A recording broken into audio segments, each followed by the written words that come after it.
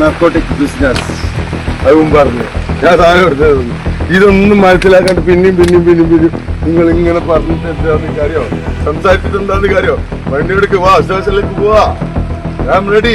നിങ്ങൾ സ്റ്റേഷനിൽ നിങ്ങൾ എന്ത് വേണം ചെക്ക് ചെയ്തോ, അല്ലെ വണ്ടി വല്ല അരിഞ്ഞു കൊടുക്കും. നമസ്കാരം. പോലീസ് കൈ കാണിച്ചിട്ട് നിർത്താതെ പോയ വാഹനം പിന്തുടർന്ന് പിടിച്ചപ്പോൾ ആദ്യം കുറെ പട്ടിഷോ, പിന്നാലെ പോലീസിന്റെ പരിശോധനയിൽ വാഹനത്തിനകത്ത് ഒളിപ്പിച്ച നിലയിൽ കണ്ടെത്തിയത് 96 ഗ്രാമോളം മാരക രാസലഹരിയായ മെത്താഫെറ്റമിൻ. കണ്ണൂർ ഇരിട്ടി പോലീസാണ് ഇത്തരത്തിൽ കൊടും കുറ്റവാളിയായ ചാണ്ടി ഷമീമിന്റെയും സുഹൃത്ത് നിസാറിന്റെയും വാഹനത്തിൽ നിന്ന് ഇത്തരത്തിൽ 96 ഗ്രാമോളം മാരക രാസലഹരിയായ MDMA പിടികൂടിയത്.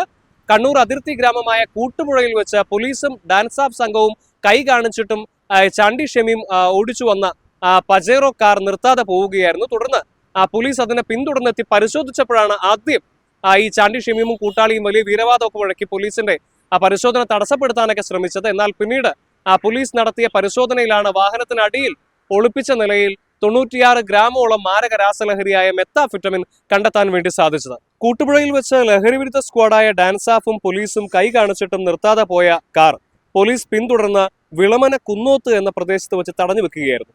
തുടർന്ന് നടത്തിയ പരിശോധനയിലാണ് മാരക രാസലഹരിയായ MDMA വാഹനത്തിനകത്ത് കണ്ടെത്താൻ വേണ്ടി സാധിച്ചത്.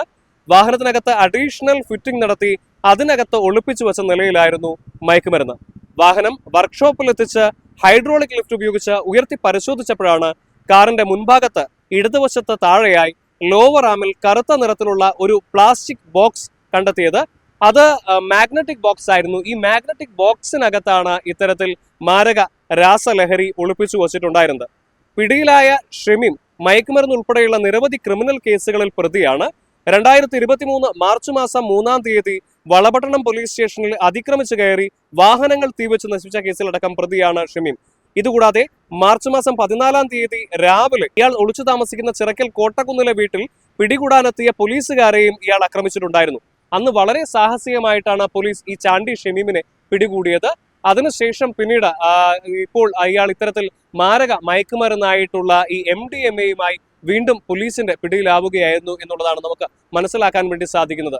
പോലീസ് ഇയാളെ പിടികൂടിയ സമയത്ത് തന്നെ ഇയാൾ വലിയ രീതിയിൽ പോലീസിനോട് വീരവാദമൊക്കെ മുഴക്കുന്ന ദൃശ്യങ്ങളും നമുക്ക് കാണാനായിട്ട് കഴിയും. തുടർന്ന് തങ്ങളുടെ വാഹനത്തിൽ ലഹരി ഒന്നുമില്ല, എന്ത് വേണമെങ്കിലും കാണിച്ചോളൂ എന്നൊക്കെയുള്ള മട്ടിലായിരുന്നു ഷമീമിന്റെ സംസാരം. ഇതിൽ സംശയം തോന്നിയാണ് പോലീസ് അന്വേഷിച്ചത്. അപ്പോൾ കാറിനകത്ത് നിന്ന് ചെറിയ ഒരളവിലുള്ള കഞ്ചാവ് പോലീസിന് പിടികൂടാനായി സാധിച്ചു. എന്നാൽ ഇത്ര ചെറിയ അളവ് കഞ്ചാവിന് വേണ്ടി ഇത്തരത്തിൽ വാഹനം കൈ കാണിച്ചിട്ട് നിർത്താതെ കടന്നുപോയതിൽ എന്തോ അസ്വാഭാവികതയുണ്ടല്ലോ എന്ന് തിരിച്ചറിഞ്ഞ പോലീസ് സംഘം പിന്നീട് വർക്ക്ഷോപ്പിലെത്തിച്ച് വാഹനം ഉയർത്തി പരിശോധിച്ചപ്പോഴാണ് ഇത്തരത്തിൽ വാഹനത്തിനടിയിൽ മാഗ്നറ്റിക് ബോക്സിനകത്ത് ഒളിപ്പിച്ച നിലയിൽ മാരക രാസലഹരി തിരിച്ചറിയാൻ വേണ്ടി സാധിച്ചത്.